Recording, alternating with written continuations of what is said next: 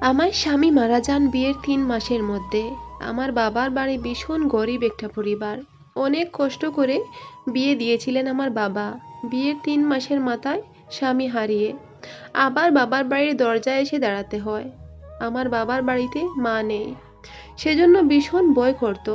বাবা যদি কিছু বলেন, কার আসলে মুখ লুকোবো। ঘরে সৎ মা আছেন, সেজন্য ভয়টা একটু বেশি। তারপর হঠাৎ একদিন আমার শ্বশুর আমাদের বাড়িতে আসেন আর বলেন, আমি চাই আপনার মেয়েকে আবার আমার বাড়িতে নিয়ে যাব, যদি আমাকে দেন। তখন আমার সৎ মা রাজি হয়ে যান, কিন্তু বাবা বলেন, এখন আপনার ছেলে নেই, তাহলে ওকে নিয়ে কি করবেন। আমার সৎ মা তখন বাবার সাথে ঝগড়া শুরু করেন আর বলেন, এত কথা কিসের। উনি বলছেন নিয়ে যাবেন, নিতে দাও, ওনার বাড়ির বউ। ছেলে মারা গেছে, তাতে কি হয়েছে, এটা তো ওর শ্বশুর বাড়ি, যেতে তো পারে। মায়ের ঝগড়ায় বাবাও আমার শ্বশুরকে আর কিছু জিজ্ঞেস করেননি। এক কথায় বলে দিলেন, মেয়েটি যদি সুখী থাকে তাহলে বাবা হয়ে আমিও খুশি, আপনি ওকে নিয়ে যান। তখন আমার শ্বশুর আমাকে বলেন, নাও, কাপড় চোপড় গুছিয়ে নাও। আমিও কাঁদতে কাঁদতে একটা ব্যাগে কাপড় ঢুকাতে শুরু করি। ভীষণ ভয় হচ্ছে শ্বশুর বাড়িতে যাব, কারণ সেখানে একমাত্র আমার শ্বশুর আর স্বামী থাকতেন, আর কেউ নেই পরিবারে। তারপরও সবকিছু জেনে আমার বাবা মা আমাকে ওখানে পাঠিয়ে দিচ্ছেন। জানি না কি হতে চলেছে আমার সাথে, কিন্তু যাই হয়ে যাক না কেন, আমাকে আর এই বাড়িতে ফিরে আসতে দেবেন না আমার সৎ মা। সমস্ত অন্যায় অত্যাচার সহ্য করে আমার শ্বশুরের বাড়িতেই থাকতে হবে আমাকে। বাড়ি গিয়ে পৌঁছানোর পর আমি আমার ঘরে জামা কাপড় পাল্টাচ্ছিলাম, তখন আমার শ্বশুর এসে আমার ঘরে ঢুকেন আর বলেন, বৌমা যাও তো, একটু চা করে নিয়ে আসো। শ্বশুরের কথায় আমিও তাড়াতাড়ি রান্নাঘরে গিয়ে চা করে নিয়ে আসি। বসে বসে চা খেতে খেতে বাবা আমাকে বললেন, তুমি তো জানো এই বাড়িতে আমি একদম একা। আমার ছেলে ছিল একমাত্র সন্তান। তোমার শাশুড়ি ও অনেক আগে মারা গেছে, সেজন্য আমি তোমাকে এই বাড়িতে নিয়ে এসেছি, যাহাতে আমি বুঝতে না পারি যে এখানে আমি একা আছি। তখন আমি বললাম, বাবা আপনি একদম চিন্তা করবেন না, আমি তো আপনার পাশেই আছি, সব সময় আপনার পাশে থাকবো মেয়ের মতো। তখন আমার শ্বশুর বলেন, আমি জানি তুমি আমার পাশে থাকবে, কারণ তোমার সৎ মা তোমাকে ওই বাড়িতে কখনো শান্তিতে থাকতে দেবে না। এইভাবে কিছুদিন চলে যায়। 4 মাস পর একদিন রাতে আমি আমার রুমে শুয়েছিলাম। গভীর রাতে শুনি দরজায় ঠক ঠক করে আওয়াজ। তখন আমি বুঝতে পারি আমার শ্বশুর, কারণ এই বাড়িতে আমি ও বাবা ছাড়া আর দ্বিতীয় কোনো মানুষ নেই। আর রাত 12টার সময় ঘরে খেয়ে বা আসবে, আবার কিছু প্রয়োজন ভেবে আমি দরজা খুলি। দরজা খোলা মাত্র আমার শ্বশুর আমাকে জড়িয়ে ধরেন আর বলেন, বৌমা আমি পড়ে গিয়েছিলাম বাথরুমে, কোমরে ভীষণ ব্যথা পেয়েছি, যদি একটু মালিশ করে দিতে তাহলে হয়তো একটু আরাম পেতাম। আমি বাবাকে তখন আমার বিছানায় শুইয়ে দেই ও ওনার ঘর থেকে গিয়ে মালিশ নিয়ে আসি। বাবার বয়স 50 বছর, এতটা বুড়ো হননি এখনো, জোয়ান মনে হয়। আমার স্বামী একটু অল্প বয়সে বিয়ে করেছিল, আর অল্প বয়সেই এই পৃথিবী থেকে চলে যেতে হলো। বয়ে বয়ে শ্বশুরের কোমরে আমি মালিশ লাগিয়ে দিচ্ছি, কেমন যেন উনি আমার দিকে অদ্ভুতভাবে তাকাচ্ছিলেন। তখন আমার আরো বেশি ভয় লাগছিল। আমি বললাম, কি হয়েছে আপনার, কোমরে কি বেশি আঘাত পেয়েছেন, ডাক্তারকে ফোন করব? না বৌমা থাক, তুমি মালিশ করে দিচ্ছ, এতেই আমি অনেক আরাম পাচ্ছি, ডাক্তারকে আর ফোন করতে হবে না। শ্বশুরের এমন অদ্ভুত আচরণ দেখে আমি বলি, বাবা আপনি বরং এখানেই শুয়ে পড়েন, আপনার কোমরে ব্যথা নিয়ে কি করে ঘরে যাবেন, আমি বরং আপনার ঘরে গিয়ে ঘুমিয়ে পড়ি।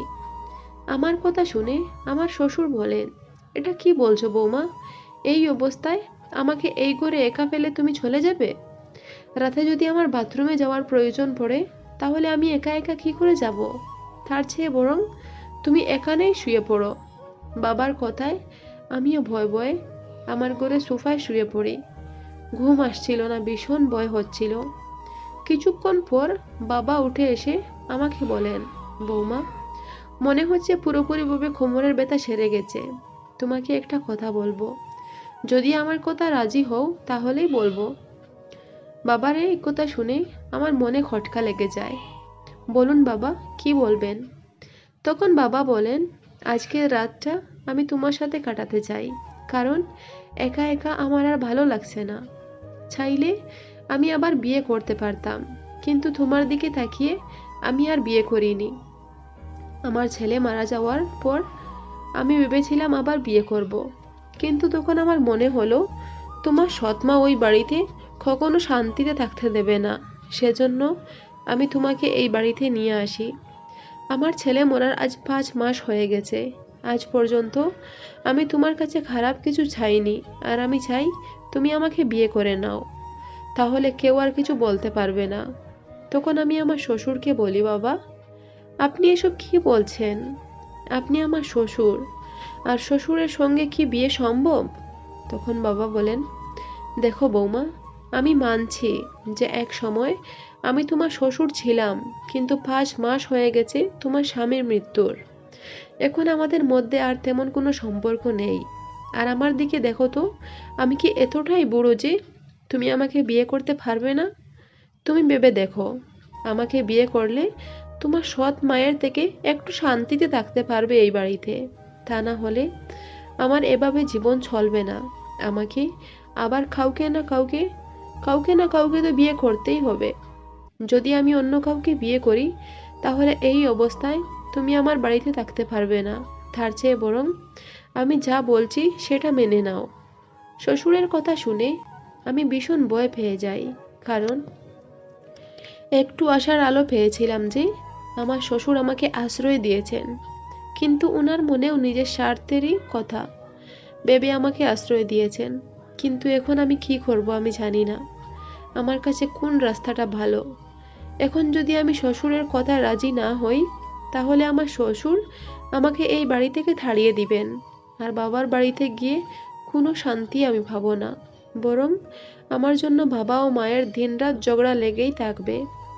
এই সব কিছু ভেবে আমি আমার শ্বশুরকে বললাম, ঠিক আছে, আমি ভেবে বলবো আপনাকে। আমার কথা শুনে আমার শ্বশুর বুঝতে পারেন যে এই বিয়েতে হয়তো আমি মত দেব। আমার শ্বশুর আমার ঘর থেকে বেরিয়ে যেতে চাননি, কোনোভাবে আমাকে নষ্ট করতে চেয়েছিলেন। কিন্তু বিয়ে ছাড়া আমি আমার শ্বশুরের সাথে কোনো ধরনের সম্পর্কে যেতে পারবো না। আর এই বাড়িতে থাকতে হলে অবৈধ সম্পর্কে না জড়িয়ে বৈধভাবে থাকা বেশি উত্তম। সেজন্য আমি আমার শ্বশুরকে বলি, ঠিক আছে, আমার বাবা মাকে আপনি বলুন, ওরা যদি চায় তাহলে আমি আপনাকে বিয়ে করতে রাজি। এই খবর শুনে পরের দিন সকাল হতে না হতেই আমার শ্বশুর আমার বাবার কাছে ফোন দেন ও সব কিছু বলেন। তখন পাশ থেকে আমার সৎমা বলছিলেন, এত বাবার কি আছে, বলে দাও আমরা রাজি। কারণ তোমার মেয়ে স্বামীর সাথে যা সম্পর্ক ছিল সেটা অনেক আগে শেষ হয়ে গেছে। মায়ের কথায় বাবাও একমত। শেষমেশ শ্বশুরকে বিয়ে করতে হয় আমাকে। বিয়ে করে বাসর ঘরে প্রথমে ছেলেকে, তারপর ছেলের বাবাকে খুশি করতে হলো আমাকে। অনেক কষ্ট হয়েছে। যখন মনে হলো যে এই পৃথিবীতে আমার মা বেঁচে থাকলে হয়তো আমাকে এত কষ্ট পেতে হতো না। মা যদি ভিক্ষা করে খেত, তখনও আমাকে এভাবে শ্বশুরের সাথে বিয়ে দিয়ে এই বাড়িতে থাকতে দিত না। বাবা যতই আপন হোক না কেন, মা মারা যাওয়ার পর বাবার কাছেও ভালোবাসা অনেকটাই কমে যায়। বাবা দ্বিতীয় বিয়ে করার পর সেই স্ত্রীর কথাতেই সন্তানের ডিসিশন নেয়। সেটা আমি আমার বাবাকে দেখেই বুঝতে পারলাম। কিন্তু এখন যে শ্বশুর স্বামী হয়েছে, তার কাছে আমার কোনো কষ্ট নেই, কারণ সমস্ত কিছু দিয়ে আমাকে খুশি রাখার চেষ্টা করে। এমনকি যা সম্পত্তি ছিল সব কিছু আমার নামে করে দিয়েছে, আর বলেন, যদি আমি কখনো মারা যাই তাহলে এই সম্পত্তির ভাগীদার আমার ভাই আসতে পারে। সেজন্য এই সমস্ত সম্পত্তি আজ থেকে তোমার। সম্পত্তির উপর আমার কোনো লোভ নেই, কারণ আপন মানুষগুলো এই জায়গায় আমাকে বিয়ে দেওয়ার কথা ভাবতে পারলো। আর ও স্বামী হলে কি হয়েছে, নিজের সমস্ত সম্পত্তি আমার নামে করে দিয়েছে। এই পৃথিবীতে মা না থাকলে বোঝা যায় মা কী জিনিস।